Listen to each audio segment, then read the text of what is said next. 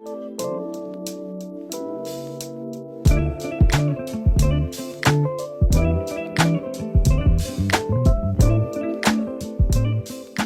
those of you that I don't know, my name is Donald Jones. I am the Chief Growth Officer at Next Street.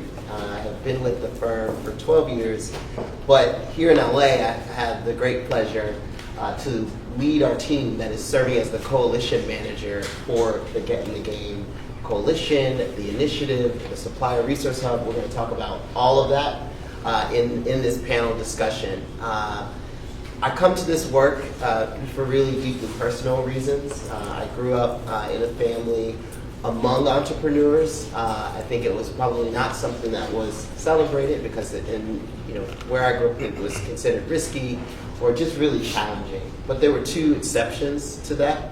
So my aunt Jeanette, and my Uncle Stanley. My aunt was a baker, and so she was the cake lady in the neighborhood. She made everybody's wedding cakes and anniversary cakes. And my uncle installed home alarm systems. This is pre-ADT and Ring cameras. Hopefully that does not give you a sense of how old I am. But while their businesses were really different, what was the same is that they faced similar challenges accessing the network and the resources to really get to the next level. And so that is really what compelled me to want to spend my time and my work in elevating and unlocking opportunities for small businesses and making sure that they have the access to the resources that they need to get to the next level. And that's really the vision and the mission of Get in the Game. And so you see these partners that have been alongside us and really out also working in the ecosystem to connect small businesses to the resources they need to compete and to thrive and to win. I'm going to just say a couple of words about Get in the Game for those of you that don't know, although there is a lot of familiar faces, and I think if you've seen me in the last 2 years, you've seen me talk about Get in the Game, but bear with me and I'll just say a couple of words. Get in the Game is a regional coalition and initiative designed to help small and local businesses compete for and ultimately win contracts tied to major events like the Olympics and the World Cup, and also to large institutional buyers. At its heart, Get in the Game is about strengthening small businesses and the procurement ecosystem. So it's not just about working with each individual business, but we also think at the systems level and how do we want to enact change and deepen impact. And we do this by making the system itself more effective, more efficient, and easier to navigate. So, we believe that we are reducing friction in the system so that folks can knock on fewer doors to get to the right place. I want to if you are a partner of Get in the Game, as I said, if there are a lot of familiar faces, please raise your hand. I was like, yay! Lots of partners in the room. No, but I think that what is really important about Get in the Game is that unity and that collaboration. And it's about not repeating and duplicating efforts, but what are you doing and how do I coordinate? How do I help support and promote what you're doing? How do I let you fill that gap and I'll sort of fill the gap over here? And so I want to just thank everybody for their continued partnership and for supporting Get in the Game. So just to give you a little orientation over this panel and what we're going to talk about is really about the economic and broader opportunity and impact that the games will have in this region over the next few years. So we're going to dive into kind of both the direct opportunity and sort of level set around what that looks like. We'll also talk about indirect, sort of what are the procurement opportunities surrounding the games. We'll also highlight sort of Main Street opportunities, because I think there's been a lot of focus on working with LA 28 and working with FIFA, but there's also things that are going to happen at that hyper-local neighborhood commercial corridor level. And so what are some of those, and what are we all doing to plug in and support that? What are some of the ideas to really capitalize on the opportunity there? And so what you're going to expect to hear are solutions. We're going to certainly offer our ideas, but we want to really talk about tangible things that we're all doing or things that we're thinking about, what's also possible. and then just considering how do we collectively come together to make that happen. So, with that, I am going to introduce, I got a lot of papers here. They all the same color. Yeah, they're all the same color.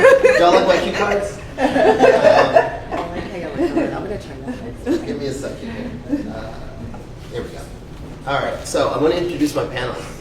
It's a powerhouse group of folks. I'm going to start you, Simona.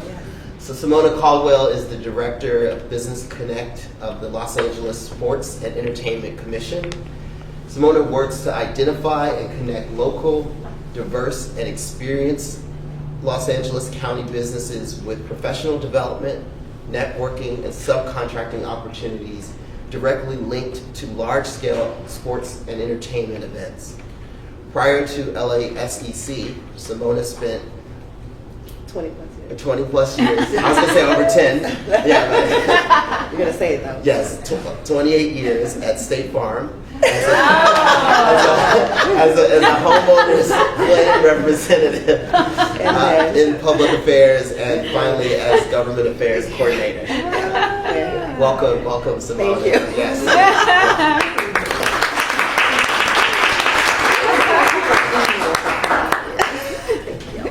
You don't look it at all. No. Yes. Tanua Rash Intuk is the CEO and the Center by Linda Street, and serves as council member for the 8th Council District in Long Beach. She is a seasoned community and economic development practitioner with 2 decades of experience in both the nonprofit and private sectors. Her strengths range from community advocacy to asset and real estate development around neighborhood revitalization. Prior to joining the center, Tanua served as the Senior Executive Director of Local Initiative Support Coalition of Los Angeles, LIST LA, where she successfully expanded LIST LA housing, small business, and lending programs, and deepened its commitment to racial equity by bridging gaps in wealth and opportunity for greater Los Angeles families and businesses. Thank you for joining me.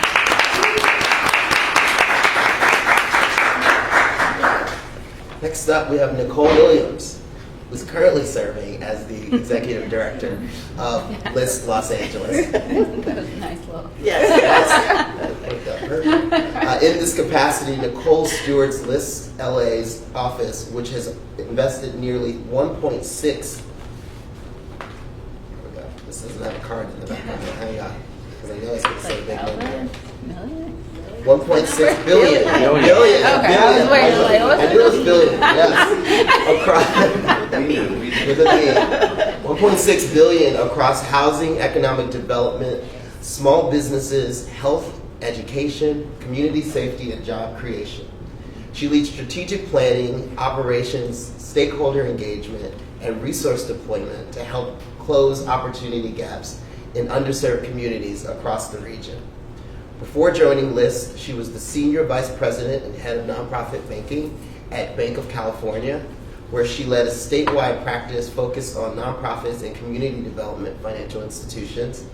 And prior to that, she spent 9 years at JP Morgan, where she led commercial banking efforts supporting CDFIs. Earlier in her career, she served as the Senior Director of Economic Development under Los Angeles Mayor Antonio Villaraigosa, where she advanced municipal and regional development strategies. Thank you. And last but certainly not least is my friend, Darrel Sauceda.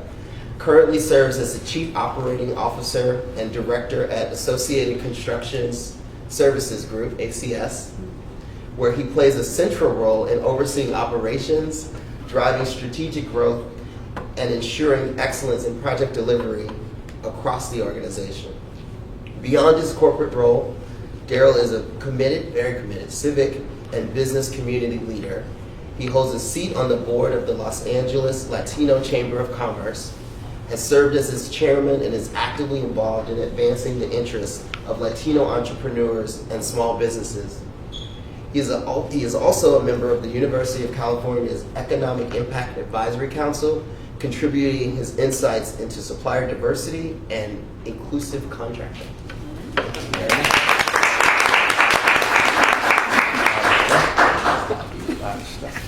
Before we get into the good stuff, I want to just frame the discussion a little bit here.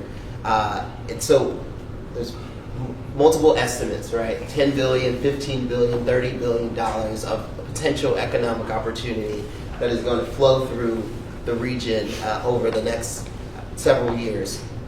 And so these events will generate both direct procurement opportunities with those major event organizers like LA28, like FIFA, but there will also be a tremendous amount, millions and billions of dollars of indirect opportunity as well. And so understanding the scope and the range of those opportunities, I think, is really important, particularly those of you that are providers and practitioners in the space. There's a lot of focus on that direct, but we really want to sort of broaden sort of the understanding, or that common understanding of what the broader opportunity is. And so I would love to first, I'm going to start with you, Simona, just to share a little bit about which industries or contract categories are expected to see the largest share of event-related investment. Well, thank you for having me today. And yes, I'm happy I don't work for State Farm anymore right now. Although he was talking about it, I was having flashbacks of my prior life, but I'm definitely glad to be in this capacity here today. Before we talk about the disciplines, we have to manage expectations, right? So everyone's saying, oh, there's so many opportunities coming to LA as a result of these events. There's so many things going on. You'll be able to get all these contracts. Please note, as Donald mentioned earlier, that there will be minimal opportunities inside the venue, is what I say. I call it inside the box. Mm-hmm. So most of those opportunities, of course, will be outside the box, the mainstream, and of course with the partners, as you mentioned earlier. So when you think about what those opportunities look like and the disciplines involved, you think of hospitality. There's food and beverage. There may be transportation, of course, when you talk about the buses and the limos. Also, there's floral, right? Because there's going to be VIP parties. So when you think of maybe some of the, I don't want to say larger opportunities, but within the space of small businesses and what they can possibly participate in, it's those type of disciplines that they'll be looking for. So again, primarily hospitality. Some AV stuff, it just depends on where that event's going to take place, but there's an opportunity for that as well. But generally, hospitality, transportation, and maybe porta potties too. That's one that's coming out popular too. Which not a lot of those. If you know some, let me know, because I only know I have a couple. Yeah, appreciate that. And so if we were to segment out the procurement opportunities from the direct opportunities that we, again, has gotten a lot of focus, then there's also the indirect contracts, so sort of happening outside of the venues, right? And so those are, and from our point of view, the services, the goods that are provided to folks kind of going to the game. So you think about, we mentioned Metro releasing an RFP, or an RFI, excuse me, for firms to submit proposals for ideas or how they're going to keep people cool as they're getting walking from the drop-off points into the venues. So that's an example of an indirect opportunity. It's like things that are in service of making sure that these major events are a success. They're not contract opportunities directly with the event organizers themselves. And then there, of course, are subcontracting opportunities as well. And so I think understanding kind of where small and local businesses can play in those spaces is going to be really, really critical. I wanted to just start to think and dig a little bit into that indirect opportunity. And Darrel, I want to bring you in just to share what you're doing. And maybe share it with me about a vetted, supplier lists. And so I'd love for you to just share a bit more about how you're creating a tool that's helpful to facilitate connections to some of those indirect opportunities. Okay, so I live in the space of business development and understanding what the customer needs and what's the death of small businesses is an unprepared business. A business that doesn't understand how to write a proposal on, what we're going to provide for you. They're not financially ready. They don't have a past performance or any type of qualifications to bid for that opportunity. So what it does is, the way we look at it is that the failure of that business is the failure to all small businesses. So we've taken on the task to create a portal called LISTO. So LISTO is is the Mexican version of get in the game or I'm ready, right? So how do we get businesses ready to go? Well, we bring them in and we interview. We have an interviewing committee. This is okay, so what is it that you think you want to do, right?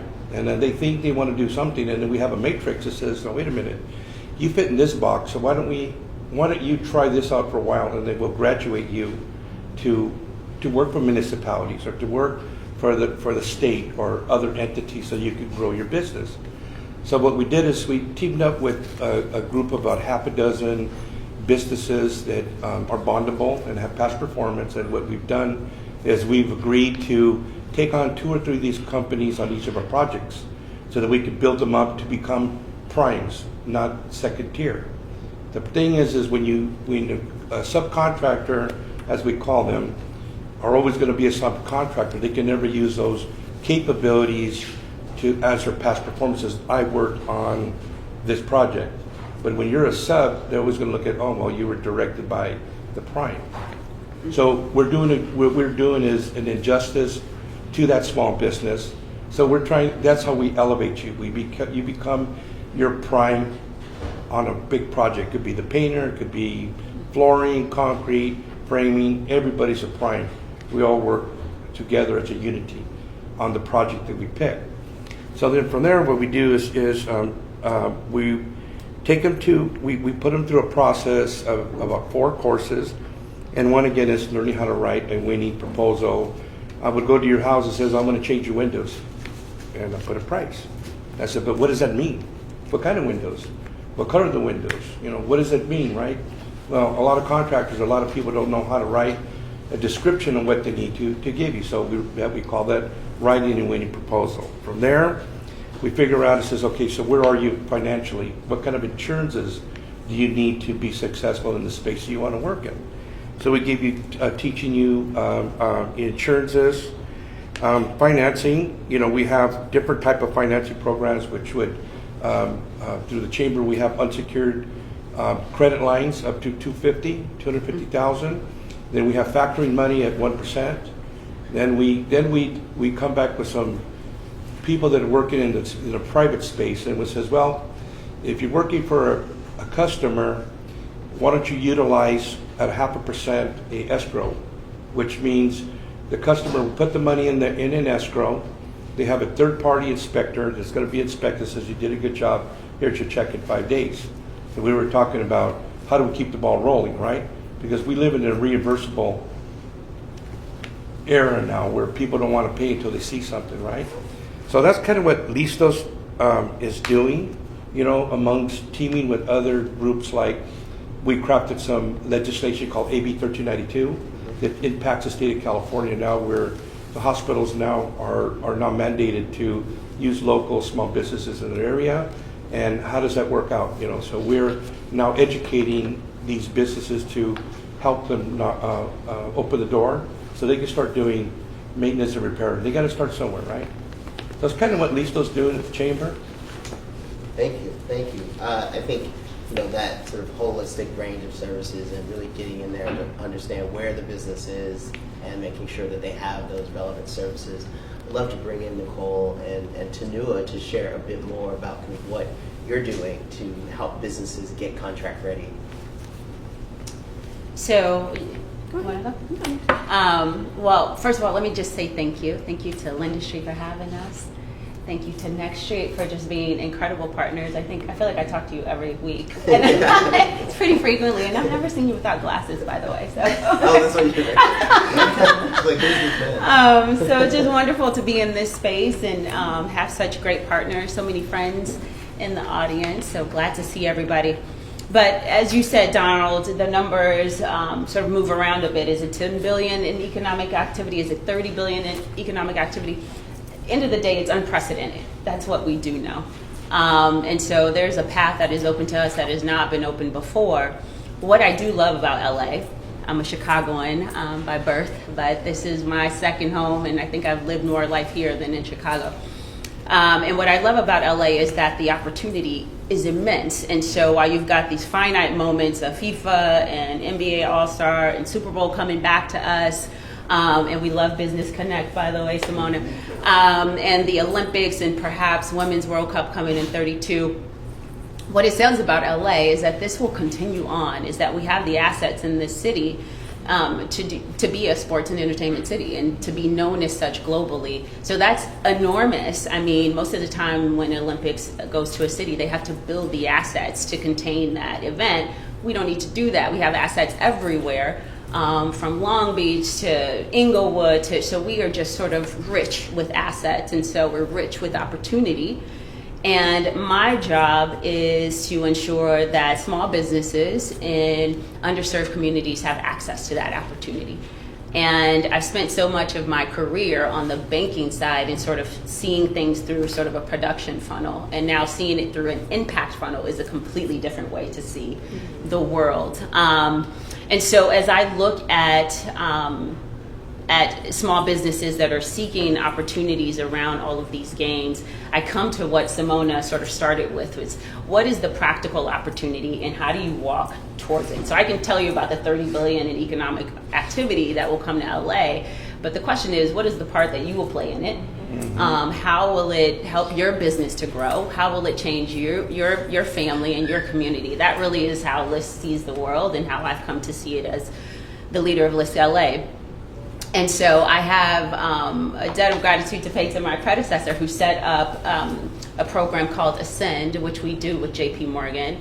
They are just an excellent, nimble partner. They're super agile. And I can say that because I feel like JP Morgan is home, but they are just incredible in being able to be nimble in a world and in a year that has been sort of a little bit challenging, I would say, and sort of feeling like the ground is shifting beneath us.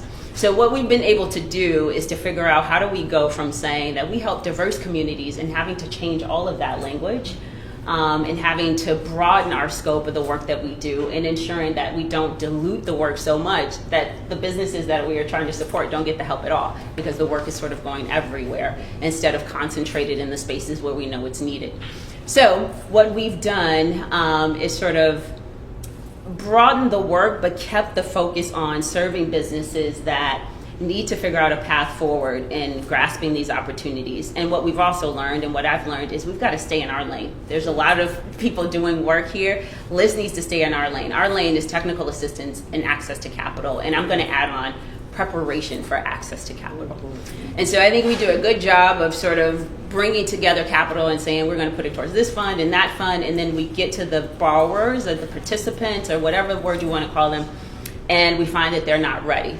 And that tends to happen most often in underserved communities. So getting you prepared for opportunity is really sort of the bridge that I'm on right now. So I can have the capital, I can have the program, but if you're not prepared, if you don't have sort of the ability to navigate all these registration sites and RAMP and et cetera and FIFA and LA28, you've got to have that know-how. You've got to have your compliance requirements in place. You've got to know how to respond to an RFP. We can help you with that, but you've got to kind of have some of the building blocks that we can help you to grow. So I think for us, we're kind of taking a step back and making sure that people are prepared to respond to an RFP, prepared to take on capital. This work is many years in the making, so now we're so close to these opportunities that if you haven't been doing some of this preparation, you're a little bit behind the ball. But that has been our work, is sort of preparation for capital, preparation for opportunity, and then we sort of get you into mainstream such that at some point you win that contract and you don't have to come to a CDFI because you've graduated to be able to go to JP Morgan or Wells or wherever to get capital. So that's our job, is to get you prepared and then graduate you. And so that's what we've been focused on from sort of a preparation for the games perspective. That's been our lane. Thank you. Mm-hmm. Well, welcome. I know you've been welcomed by CEO of Lindustry Everett as the CEO and president of the Center by Lindustry, the sister organization to Lindustry. We too welcome you to the space as well. So I've been, really excited that this conversation has been willing to move outside of the stadium, because so much of the conversation is about what contract can I win inside the stadium. Mm-hmm. And there's only going to be, as my colleagues here have said, so many of those opportunities. And so my key message, which I'll reiterate as we continue to have the dialogue, is what can we do to make sure that our Main Street businesses, that our commercial corridors, and that our communities are ready. So some of the things that the Center by Lindustry has been doing are related to 3 areas that I think are really critical to getting our businesses outside of the stadium ready for opportunity. So the first, my colleagues have talked about it pretty well. Darrel's got a program. We've talked about the Ascend program. That first one is all about how to win a contract. And that could be a sub opportunity outside of the stadium. And so we do have a contractors program as well that's really focused on a series of steps that make sure at the end of the program, you've got your pitch, you have your materials, you know how to price, you are able then to go out and win those opportunities, because that's our goal with you, is to help you win those opportunities. So we're looking for those opportunities when you're in our program so that you're using your real time and experience to be able to complete that application while you're in the program. So one is making sure that our businesses know how to respond, can respond well. And I was talking to some colleagues who were saying that quite possibly you might only get 2 weeks or less to be able to respond in this environment. Remember, the Olympics is only 2 weeks. So, you might be asked to put something together very quickly. And so having that TA up front, having that package together ready to go is very critical. The second thing that I think Main Street businesses are going to have to think about that we're already working on is making sure you have a digital footprint. People have to be able to find you. They're new to our area, they're new to our community. They have no idea what we know, which is where you go to get this, where you go to get that. So we want to make sure that businesses understand and know how to create that digital profile that allows for the public to be able to find you and engage with you. And so we've got a course that we offer both in English and fully in Spanish, as a matter of fact, on both a beginners and advanced level, because not only do you want people to find you, frankly, there might be an opportunity for people to make a purchase from your website and you create the transportation connection to get it to their hotel or their Airbnb, wherever they are. So thinking about how do you digitally connect to the millions of people who are going to be here. Mm-hmm. And then the third area that I think is so critical is helping small businesses think about this as and I love the way my colleague from PCR put it, Colette, as a business proposition.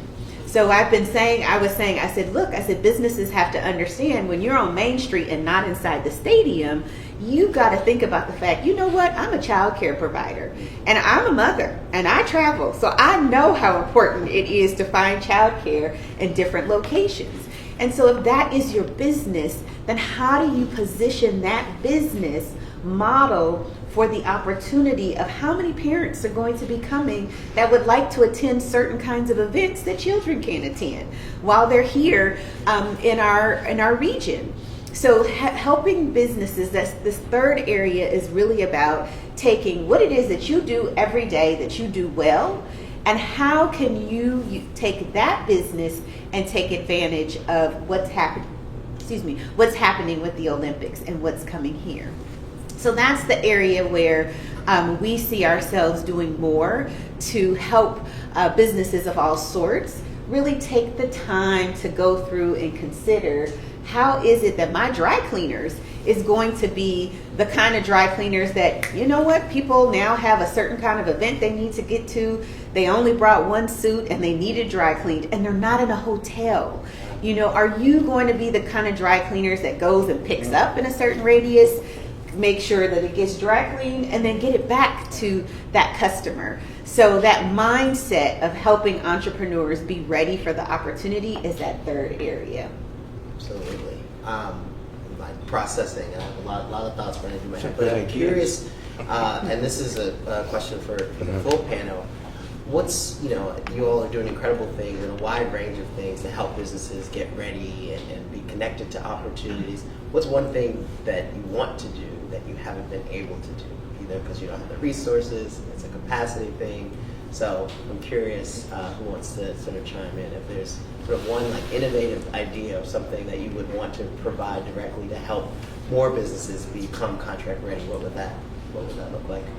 So for me, as someone who also, as you noted, works very closely with cities, I want to do more work or see more work that we can do with local jurisdictions and thinking about, how do you get your city ready? So one city that comes to mind is the city of Carson, for example. So the city of Carson is going to be home to several stadium venue activities. So they're going to have activity inside the stadium. There's certainly going to be contracts, and any of you who have been in any of the Carson stadiums, you know what food is there, what sort of vendors are there. But this is a historically African American community in Carson. It is along the 405 and in the South Bay. And some folks may spend hours upon hours inside of that city. Well, I would love to see a city like Carson decide, hey, we're going to have a trolley that leaves from the stadium or some sort of transportation that takes people to key activities within our city that allows you to, go to Darrel's Kitchen where you can have Cajun food that you can't have anywhere else because if you're not in New Orleans, you can't have it there. To be able to go to certain Filipino restaurants that are there. There's a strong Filipino community there. To be able to see any other art galleries that are associated with the African American experience. And again, give people something else to do. And give cities a way to think about how do I bring that revenue out of the stadium and into my city where people are now spending their time, their resources here within our jurisdiction. Yeah, I love that. Some really creative ideas. One of the things that we're thinking about, and one of the things that quite frankly concerns me about brick and mortar businesses that are on Main Street, as we call it, is their preparation for the volume. So if you are a coffee shop that's, within walking distance of one of the venues, or you're a bakery, or it's an enormous opportunity that now, especially the Olympics, will only be walkable. So you're going to get a ton of foot traffic. But if you were, serving 50 customers a day, and now you're going to get 10, 20, 30, 40x of that, and you're not prepared, then the opportunity just passes you by effectively. So helping businesses that are brick and mortar, that are within sort of the walking space of the venues to prepare for volume is really important. And the way you prepare for volume is more capital. It's the only way to do it. And so trying to, if I can get technical, trying to underwrite them to something that is has not happened yet, has not happened in the past, so there's no historical way to underwrite that. And there's no guarantee that they will be the shop that people go to, or they will be the restaurant that people go to. It's hard to underwrite to that. So trying to figure out how we support from a capital perspective so that people are ready for volume is really, really key. So we can help you improve your facade and do all the things. We've done that. So that your space is just more attractive. But once you get people in there, you've got to be able to serve them. You've got to have the inventory. You've got to have the manpower. You've got to have the POS to handle that kind of volume. You need all of those practical things. And so when we're getting out of the stadium and talking about sort of our brick and mortar stores, helping them prepare for volume is going to be key, so that they don't look up after that 2 weeks and like, wow, it went everywhere but here. That's what we don't want. So looking for those opportunities and how do we underwrite this way is something we're getting our thinking caps on. Thank you. So I think what we're working on at our chamber, and I want to say, Simona, actually, what I was thinking is actually what she's sharing with the group is there's not going to be much in that zone. So we have the map of the zone that's the work that's going to be able to benefit our small business outside the zone.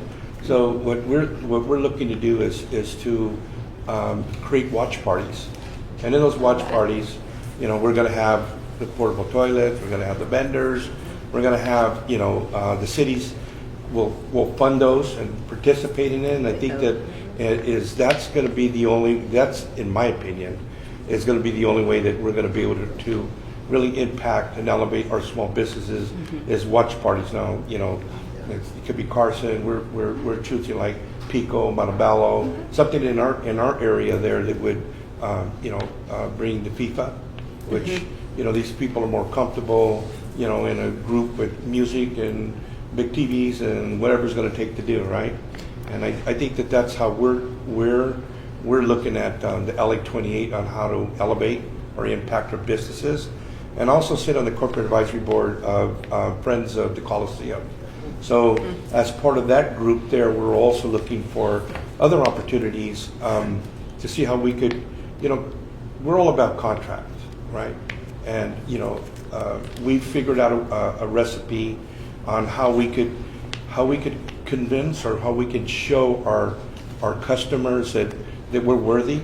So what we do is we'll take contracts, much like we're working in a special district right now. We've issued through our Business Expo almost $2 million of small business contracts. They're not big, 50,000, 30,000, but they're getting now introduced on how to build baseball fields, or how to do pickleball courts, or how to do art walks, how to do that type, something that they would not, would have an opportunity to do. They have the capabilities. People just got to make sure that we mold them, we mentor them.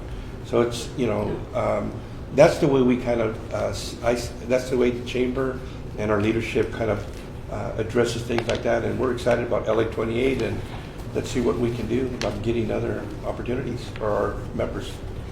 In addition to all of that, we talked about this earlier today at our panel. First impressions are everything. So if I can work with every business to help them get their website together, I would spend all the money in the world for that. And then also just maybe a brainstorming session for them to figure out, what is thinking outside of the box, outside of the venue looks like, right? So we talked about watch parties, we talked about other things, but I think sometimes people get stuck in this box where, I got to get a contract with LA 28, I got to get a contract with FIFA, Simona, give me a contract with FIFA, but there's so much to that. So let's really have a deliberate and strategic conversation about where you are currently, right? And this is your goal over here. We say LA 28 is the goal. I've been saying that. But what is it going to take for you to get there? So let's really have a strategic conversation about what that looks like with you getting there. And as Libby said earlier, you probably won't get that first contract, right? So again, managing those expectations and what those look like.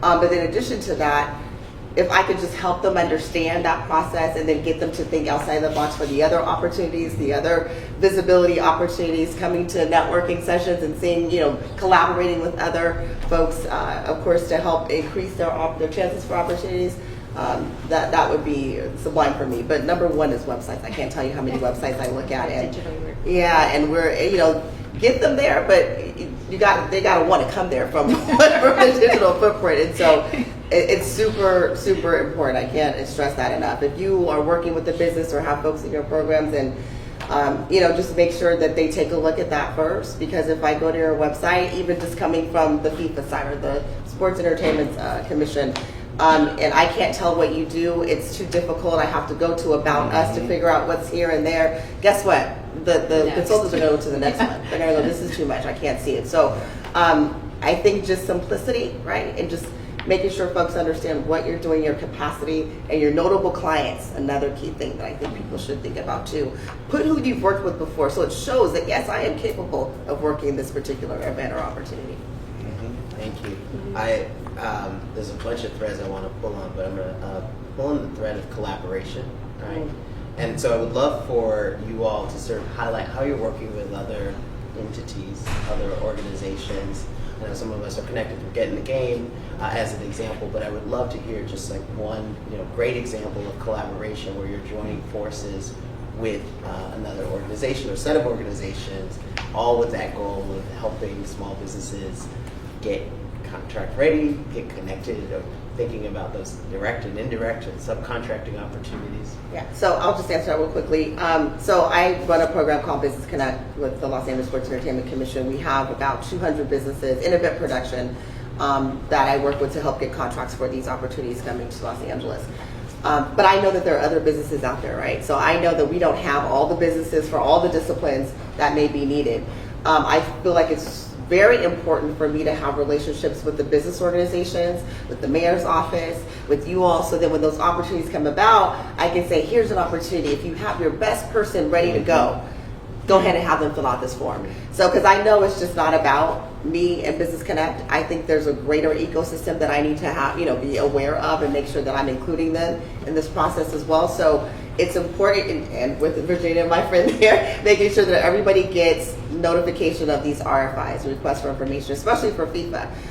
There's some that I don't have, but I do say when I send it, make sure you're sharing it with someone who has a capacity to do this. Just don't blast it to your network or to your organization. Make sure it's people who you know will go, oh yeah, I can handle that transportation bid. Because there's so much more involved that people don't understand, but in sharing, hopefully you all will understand. Yes, Simona's helping, number one, but number two, if she's gonna share, I need to make sure that I have someone prepared and ready to go as well. As well as getting the game, we love getting the game. So we're looking forward to getting in the game. So that's part of it. And as we were talking and as I was thinking through what I just shared, I just, there are the three things that come to mind in terms of what it is that I shared. And it was one, contract ready. And so we've talked about that, and that's our contract program. And we have some partners that we work with, and right now what we're focused on is trying to identify those middle market businesses today who are willing to give contracts now, so that as more opportunities come along, inside the stadium or wherever connected, they have a chance to do that. So that's part of our strategy, and we certainly welcome partners on that. So contract ready, digital ready. So we've talked about the websites. For us, it's also social media. I look forward to a business showing up one day and saying, I am the official ice cream shop of the Olympics, right? And so that in and of itself creates the kind of energy and momentum. And so we've got a couple of partners that we work with on that, and certainly, send it out to other partners to recruit to make sure that we have as many digital ready businesses as possible. And then that third area, I'm going to term it activation ready. And that is really all about what I talked about in community, in cities, in places, creating that experience in those watch parties. As you were talking, I saw a watch party in the Southeast LA cities where I was like, all of the, Venezuelan restaurants and Nicaraguan restaurants coming together, closing down the street. You've got kids out there playing soccer and a big screen going, and one of the FIFA games is going. You see it too. And so that's that activation ready. And part of what I think for there, it's like I'm looking for partners. I started having conversations like this with some folks who I think are thinking about it, but we're looking for partners that want to help with activation ready activities. Let's do it. Okay. You said the wrong word to my wife. He's ready.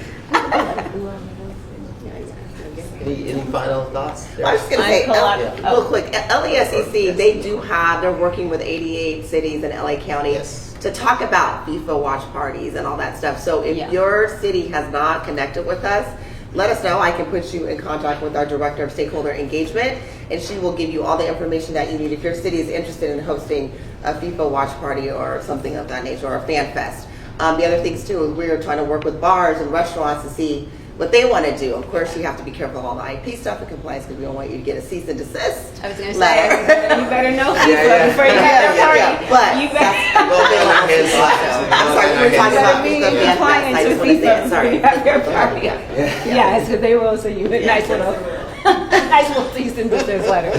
No, I guess in closing, I think that I would like to see, more serious people like this group here, that's serious about elevating and helping businesses, right? And if we could, have a forum or something where, we don't need a lot. All you need is 10 serious players that have the same passion to make things happen, right? And that's what I like to surround myself with. I'm tired of all listening to all the talking. Let's just get to business, right? And I think Donald knows already. Like I gave him the question. Because he only asked me this question. That's it. Yeah. Right. I get to it right. And I emailed it. And my wife looks at me and goes like, "You didn't do that, did you?" I did it. Right. And this is I'm the guy that likes to stay in my lane. Right. But every day I want to see how I can impact and be a life changer to a business person. And I'm really passionate about entrepreneurship and thinking that you could teach somebody. Like the young adult program that we're running up there in Hesperia. We're teaching these young adults how to construct baseball fields and construct pickleballs and do all kinds of certain things that they would never have been introduced to. And my hope is that they'll learn, we'll hire them. From there, they'll continue on to maybe want to do that and hire their family members and create their own generational wealth. How does that happen, right? That's what we should be focused on is what's the end result of the impact we're doing. Like all the contracts that we have here, you're right. We probably won't get to participate in any LA 28. I participated in the Olympics 84. I built shades, for different venues all over the place, right? And then we have to remember that the Olympics just isn't in LA. It's everywhere. They have equestrians in the Imperial Valley area. They got them in Blythe. It's all over the place. It's not just going to be in Los Angeles. There's opportunities everywhere. Right? I agree with that point so much, and I just kind of want to build on that. And answering your question, we're an intermediary, so collaboration is what we do all day. So we sort of take in capital and resources and we funnel it back out to those that need it most and where we feel like it has the most impact. So collaboration is kind of what I do all day, every day. But I think what's important about sort of taking in capital and resources and funneling it out and getting businesses ready for contracting opportunities is really, you could do that in a way that's super finite and it gets you ready for Super Bowl or All-Star and you can renovate a court or whatever. But that doesn't change anybody's life. And I've told funders that I work with, like, at this point in my career, I really wake up every day to change somebody's life. So we could renovate a court, or we could renovate a court and add that to mentorship and skill development and really change somebody's life. You could apply that to this. We could help you win a contract, or we could really sort of create a business that after all of these games are over, you're still ready for contract opportunities that have nothing to do with global games. It's just kind of the natural business of Los Angeles and all the things that we have here. So I think it's about, yes, winning these opportunities and seeing this as a real moment in LA. But more than that, it's about taking this moment and sort of building a business that's going to last for your lifetime, and it should go on to the next generation of your family. That's what we're looking to build, this sort of generational impact and systems change, and not just looking at this as sort of LA 28 and the next 5-7 years here in LA. It's going to be greater than that. But this is an opportunity to use this as a launch pad for the future. And so systems change. That's what we're doing. Appreciate that. I think we're going to open it up. Is that right? Okay.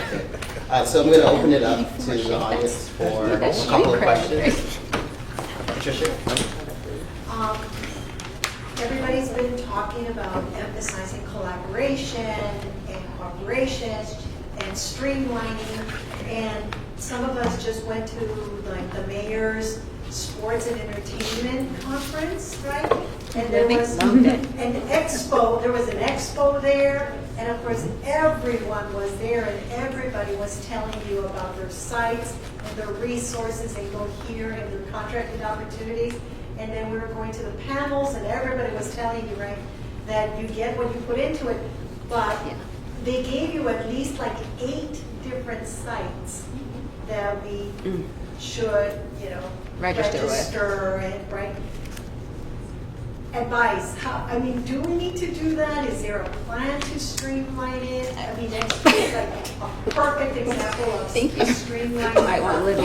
You might want Libby Libby on on this one. You might want to look to Libby on this one. Great question. Libby, you want to? Yeah, well, I'm the actual person who actually organized One of the things that we do struggle with is that there are so many different sites and resources available to you. We don't have one portal at all that you just go to and get everything from there. I would say get in the game, is trying their best to get as close as it can be, but there are still direct opportunities that you're going to need to go to those individual portals to actually apply. It's unfortunate, but it's one of those things that we just have to educate them on. Actually, earlier today, on a panel that Simone and I were on with the Chamber of Commerce, I was saying that, you know, if you've got a niece or a nephew or a daughter or son who's in college, you can get them a part-time job. Literally keeping up with all of the profiles and making sure you have your business registered on these profiles pages, your NAIC codes, and all that, making sure that your website is up to date with the most up-to-date information, all of that. It truly is a part-time, well, actually, it's really a full-time job to do that, to keep up with all of them. We're working on it, especially with certifications. We want to have a better reciprocity so that you get approved or certified as a small business in the city of LA that will be accepted by the county and all these others, so you don't have to keep doing that over and over again. We're getting better, but we're not there yet on that as well. You know, government moves a little slow. But I do appreciate that comment. We're working on it, but you're absolutely right. Right now, you got to go to all of them. Yeah. And I want to go real quick on the IP part. Our event, we had partnered with LA28. Even LA28 with us did not give us approval to use their logo or the rings. And we're the mayor's office, right? So I can use it on social media, but I'm nothing else. Or just unless it was next to that speaker from LA28. They do not play, neither does FIFA. They will send you a cease and desist. If you've got something in your bakery and you've got the Olympic rings and you didn't get approval, we're saying they need to understand this, that they will, if they find out, they're sending you a cease and desist. And it's going to escalate from there. So these are also the things that we're having to explain to people. Yeah, you're having a FIFA watch party, but did you get approval to say, you know, or use your logo and things like that. So just want to point that one out. Yeah. Spencer has a question. I have a question. All right. I think one thing that was really interesting to call that diverse with you too was the focus on how to support those mainstream businesses that may have volume. And I was curious, as you think about coordination and collaboration, the Get the Game initiative is largely focused around the procurement opportunities. How can collaboration actually support more of the mainstream efforts? And kind of link the dots with what Libby was saying as well about like both the opportunities and increased volume, but also on the flip side, where you might actually need to know some things about how to actually operate at the moment during the Olympics. So like how can collaboration help support around that? There's a couple things. One, there's just pure capital, which I think we do a good job of aggregating. But the other thing is visibility.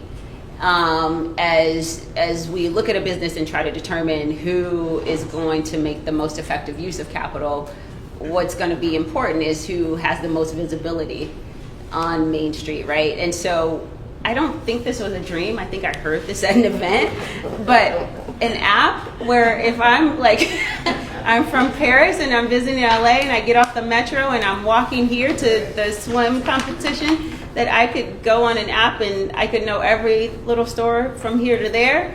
Did anybody else hear that, or did I dream? Okay. I'm like, now that, if that existed, that's a place, that's like a prospecting place for me to go and see who is on that app. That's who I can lend to. I know that they're going to have visibility, they're probably going to get volume, and they can support debt repayment on the capital that I'll have to give them to support their volume. So it's the visibility part for me that is missing.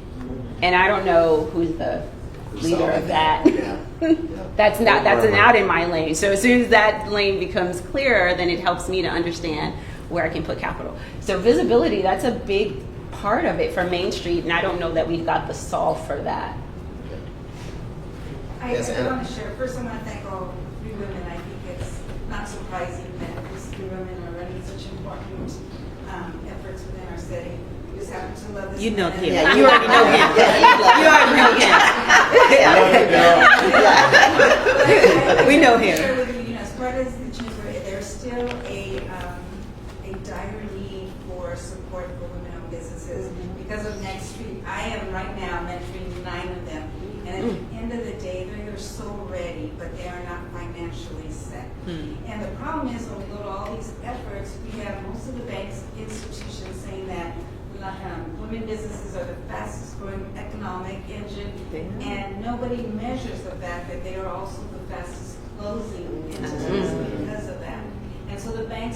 hear that, nor do they have an opportunity to take a risk on these women, and many of them just need $25,000 to get it going, you know, and so they're going to lose these opportunities because when I just actually called one on the way here because that was a $5,000 grant, and she needs a machine, and she is being sought out by some of the big entertainment companies. Her machine is $6,500, and I said, there's a $5,000 grant due on the 14th, let's work on it tomorrow. You know, they don't know this, but it's constantly those little things that they need, and so. I think Linden Trees, the funder. Let's make it happen. I was kidding. Is there a program Linda that Street. needs to be thinking about where, you know, it is going to be a risk, it really is, or it would be an opportunity right now for any program to be created for this, but I tell you, there is a dire need, and they are hard-working business owner women that deserve an opportunity, and they're not out there. I've called all our banking partners, I'm like, would you take a risk? Can't we just allocate a grant to the chamber and allow us to manage it? You know, it's that important. So I'm just asking. Are any of you sort of working on programs or aware of programs focused on that audience and meeting some of those needs? Are you talking about women entrepreneurs? Yes. I mean, so many of our programs, our accelerators, are very, very heavy with women entrepreneurs. One that we're in the middle of running and will finish up by the end of the year is our Main Street Goes Green initiative. And I was just floored at the number of women who are in the program. It's the super majority and these are businesses who are thinking about how, not just from a climate change perspective, they're specifically focused on how do I save costs and, you know, manage my energy in such a way that I can continue to turn a profit so I don't have to close my business accordingly. I mean, Donald, you asked this question in an environment where we can hardly say race or women, and can't ask financial institutions who used to give us resources when we did say that. But yet the programs that we run, the work that we do, those who we target, we tend to still find women entrepreneurs who are very hungry for the opportunity to figure out how to connect. As well as, you know, diverse entrepreneurs. So that's something that, you know, that's a whole nother panel that I don't think you have it tonight. Yeah. Okay. Final question, yes. Well, I have one question. This is the Main Street. One of the things that they talked about in Paris were some of the businesses that got like stuck behind the gate in weird places. So they had gotten ramped up, they had staff, they had inventory, and then within like 3 or 4 days they were stuck behind like fences and things like that. So it reminds me of the work that PCR is doing with Metro when you have impact from disruption.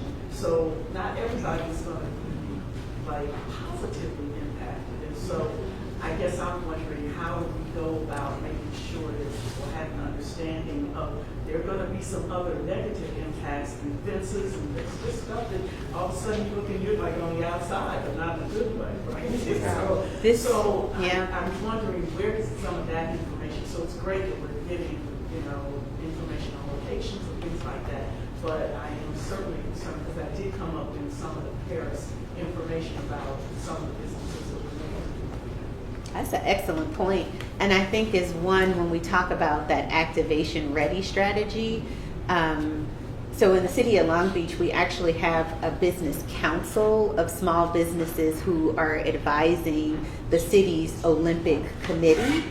And so I think having more of that where businesses can advise their local jurisdiction, where jurisdictions can then share with especially information that hopefully they're getting from the Olympic Committee. There's only so many cities that are going to be touched by the venues. There's not a whole lot of cities that will be touched by the venues.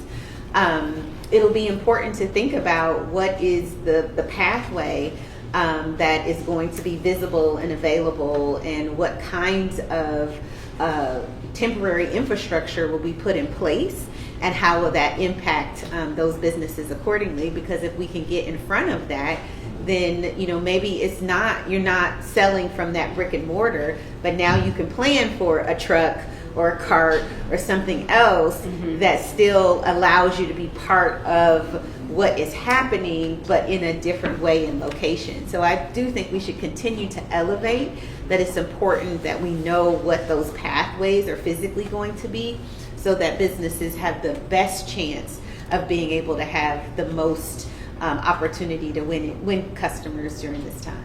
And I think in anticipation for a disruption, like business continuity planning, right? Because whether it is because of security perimeters, or there's a water main break, or how do we help make sure that we keep resiliency services like in our minds as we have that information and sharing that with businesses. I'm getting the hook, so I'm going to wrap us. But first, please give a round of applause.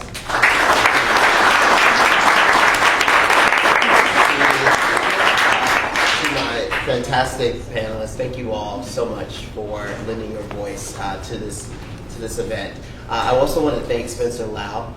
He's the head of the Industrial Supplier Forum. Katie Beach, who's in the back. If those of you might receive some emails from Katie. I want to thank Elsie and John, who are on the Get in the Game team, who are in the room as well. Once again, all of our partners in the room, just for supporting Next Street as a firm, our local work here in Los Angeles. It's been really great. And so this has been such a culmination of many years of work. And so to be at this place where we're talking about solutions, where we have tangible ways in which we're collaborating, so it's not just a concept anymore. And when we put together Get in the Game, it was about how do we build the infrastructure that was not just lasting, but durable, right? So as we think about the earlier conversation, how do we replicate and scale the coalition model and the coalition collaboration that we've done around the games? How do we do that for the next fire? How do we do that for other catalytic events that may flow through the region? And I think, what you've heard throughout the day is it's about cultivating, like how do you cultivate the talent and readiness across small and local businesses so that they can meet the moment, right? How do we collaborate? And we're all partners with one another, and how do you share information and really think about, I heard a lot about staying in your lane and knowing kind of what you're the expert in and keeping yourself aware of who else is doing what else. And then just coordinating. How are you aligning things so that we really can provide that kind of end-to-end support for small and local businesses. I just want to share a couple of words about kind of what's next for Get in the Game specifically. So we have our Supplier Resource Hub, which is turning 6 months. I made up 6 months old. Yeah, on Sunday. So I actually keep track of that. So we're super excited about that, and we really want to build on the success. We have about 600 businesses that are active and accessing services. To do is we're going to get you on the platform as well, and so we're accessing a range of resources there. But really our focus in 2026 is how do we expand the reach? So that's about broadening and diversifying our partnerships.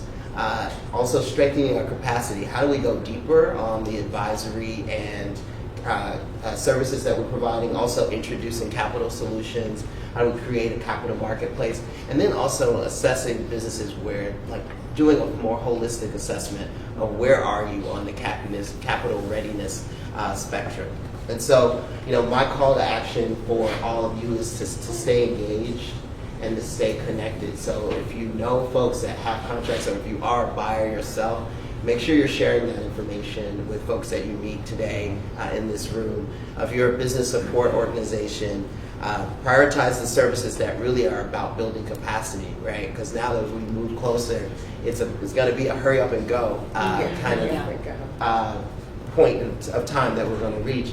Capital provider, how do you make sure you're offering products that are really relevant for the needs and that they're truly accessible, and there's not like tons of paperwork, and so how do you streamline how you're doing and making sure you have products that meet the needs? And then community leaders, just keeping folks informed of what's going to come. So we have QR codes around the room.